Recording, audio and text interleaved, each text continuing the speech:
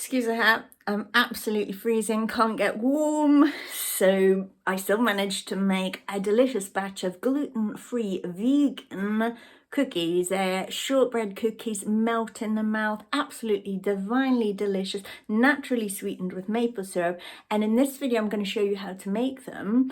You can't do gluten-free vegan cookies or biscuits in the same way that you would work with traditional wheat or spelt, anything with gluten in it, pastry, because if you're going to use gluten products, then they're going to have a gluiness to them, and we don't have that in this recipe. So I'm going to show you how easy they are to make. I got this from my cookbook, the Kind Earth cookbook, and I just want to put this out to you with all my heart. If you are looking for delicious, easy, divine, gluten-free vegan recipes, please get yourself a copy of my cookbook and you'll be so glad you did. If you order it from me, I will even sign it and send it directly from here with love, with all my heart. I love it if you do that. It means the world to me every time I sell a copy of my book. But anyway, if you like this, give it a thumbs up,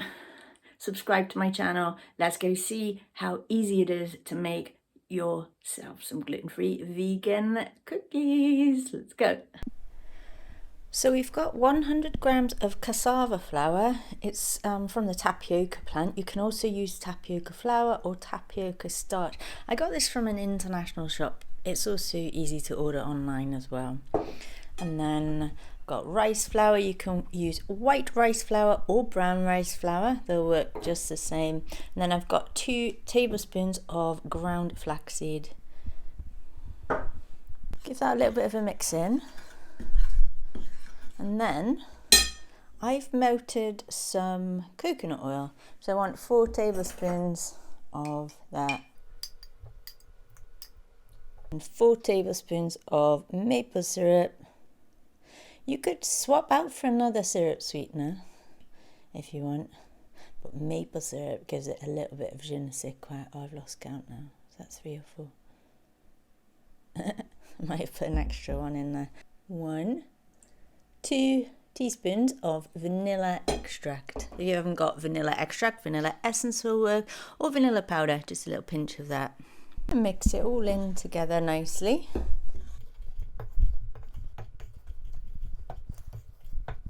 And then if it gets a little bit hard to mix, you can just get your hands in.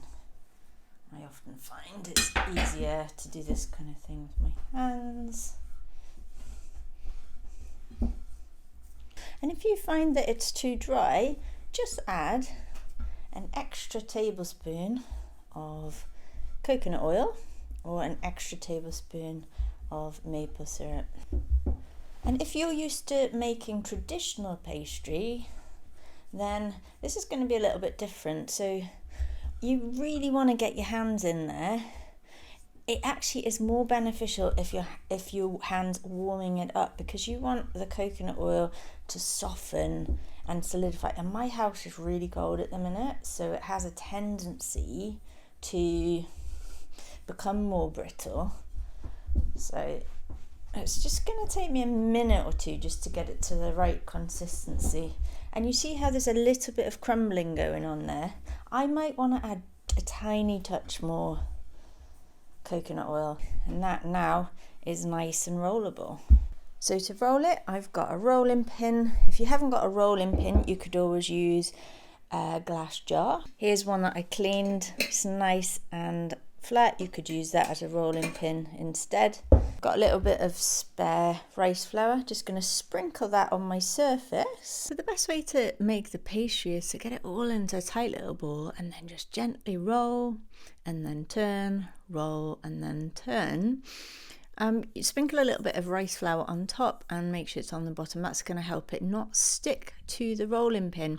And if it does stick to the rolling pin, just press it down. If you get a little crack in it, which sometimes happens with gluten-free pastry, just push it back together with your fingers. Nice and simple. Then once you've rolled it out, you want to roll it to less than 1/4 of an inch thick for this. That's about 4 millimeters, less than 1/2 centimeter.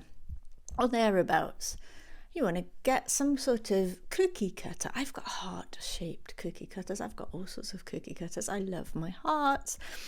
If you don't have a cookie cutter, just use a jar, a round jar, and then just push that down and you'll get nice round cookies.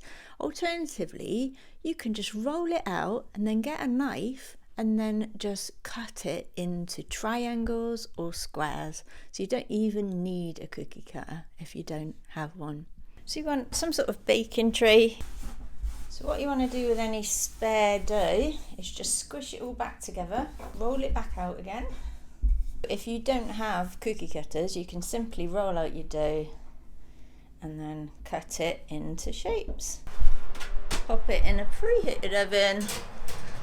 So you want to set a timer for about 12 minutes. It's going to take between 12 and 15 minutes depending on your oven. If it's preheated, these guys can cook really quickly and you do not want to let them burn. So once they start to show a tiny bit of tan on the top, they're definitely done.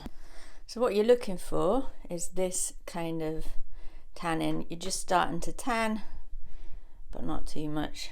This will be fine, but it's actually slightly overdone. My oven that I've just used is actually running, it's not baking evenly, so this is one of the issues you can get, unfortunately. See how that's all right, but I'm looking for this just starting to tan kind of vibe. And then if you've got some kind of cooling rack, put them all on like that to cool down. Okay, so now I'm going to decorate these biscuits or cookies. You can leave them as they are and they're absolutely perfect, but if you want to make them extra special, I've melted a little tiny bit of chocolate. It's actually almond chocolate, that's completely dairy free and sweetened with maple syrup. I've also got some freeze dried raspberry sprinkles. You can use anything you like, and I've got a ton of suggestions in the article, so please do go click on that, and that gives you really clear instructions on what to do as well. So with chocolate, I'm just gonna get it and drizzle just like that. You have to be quite bold. There we go.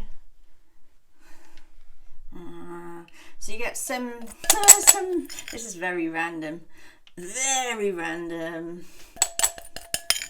like an explosion of deliciousness.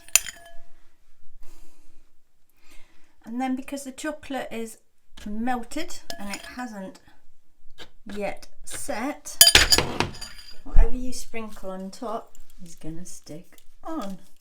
There we go.